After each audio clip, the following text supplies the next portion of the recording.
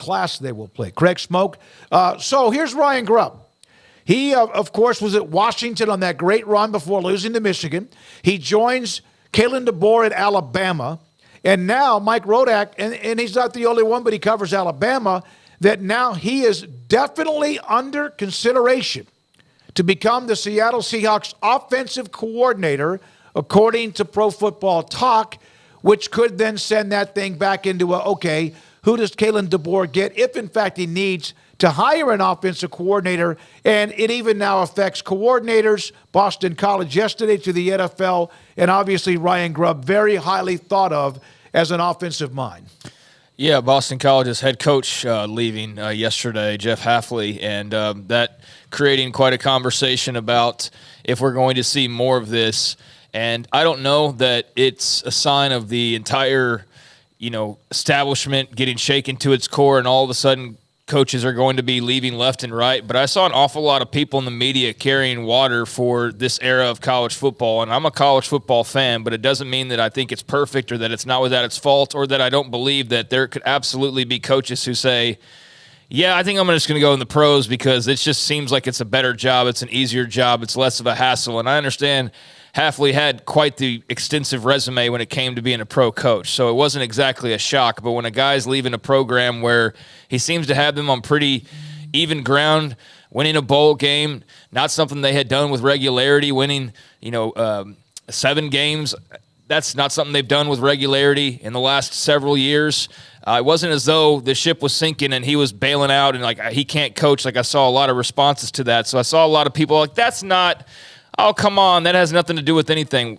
Why not? I absolutely think that it plays into it. I absolutely think it could be a little bit of both of you have this desire to go coach in the NFL again while also looking at you could stay in college and you could remain a head coach and it's just not as fun as you thought or it's just not as enticing or as much of a, an everyday you want to wake up and do type of thing as you do just wanting to go to the NFL and not having to worry about recruiting and NIL and all of those different things. So, yeah, I saw a lot of pushback to that from some media people, and I just find that strange. And I think that's because there are segments of people that absolutely love the direction that everything's going right now. It's better for business when things go the direction they're going right now.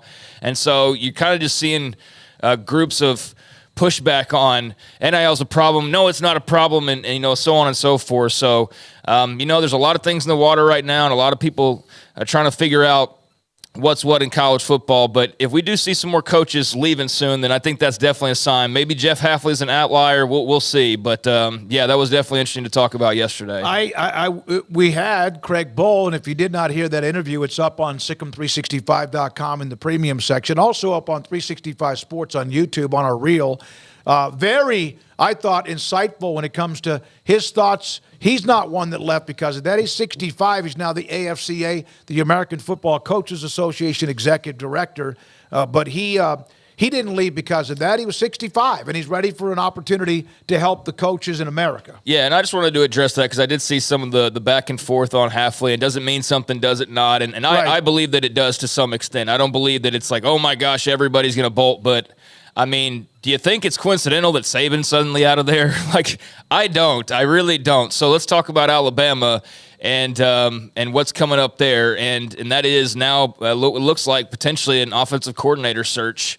If this news does turn out to be true, that you're going to already be losing Ryan Grubb to an NFL job. So we know the Seahawks filled their spot with Mike McDonald, and now they've got to go fill out their staff. And so, yeah, Ryan Grubb appears to be a target. Don't know to what extent that's on the tracks and down the line, but that would be a good hire for the Seahawks. I think he's done a lot of creative things, obviously very familiar with the area, has been there here recently, so they know his name, they know his style, and they know what he was able to do with the likes of Michael Penix and one of the more talented receiving groups we've seen in college football over the years. But, that would be, and I say that would be because it's not official by any means, but that would be a bit of a small earthquake, I think, for Ryan Grubb as he's trying to for Kalen DeBoer as he's trying to get this Alabama machine up and running. And we know the huge expectations that there are.